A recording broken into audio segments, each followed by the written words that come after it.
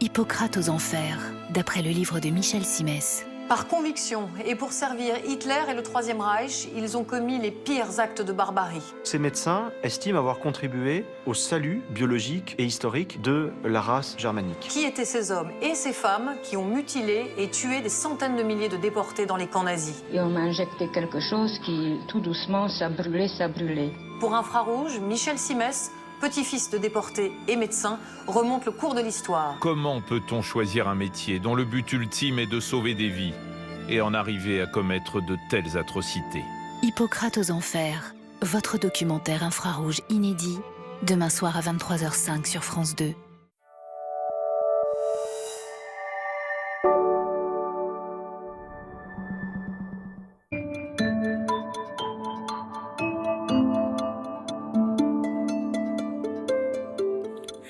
Bonjour à tous, bienvenue dans le 6h Info de France 2. C'est ça. Avec Karine Baster-Régis pour le JT. Karine, comment ça va? Impec. Je vous montre comme si Oui, non, c'était, ça va. Regardez, Ça va, elle est toi là, elle est là, elle est là. Bon week-end?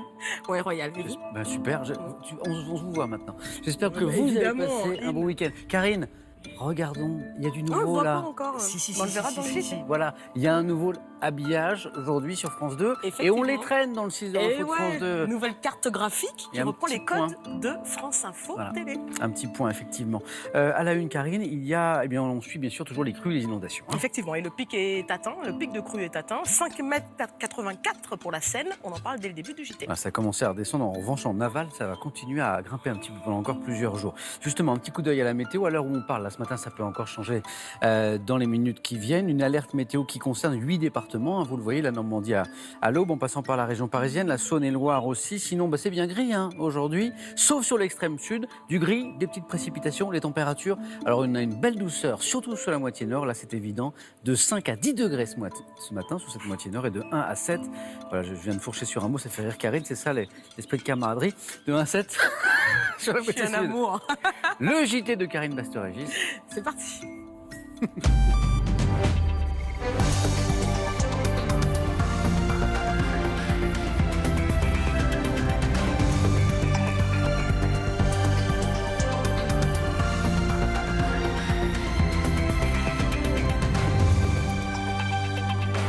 Il est comme à chaque rue de la Seine, celui qui nous offre un point de repère du niveau de l'eau. Le zouave du pont de l'Alma restera bien à moitié au sec.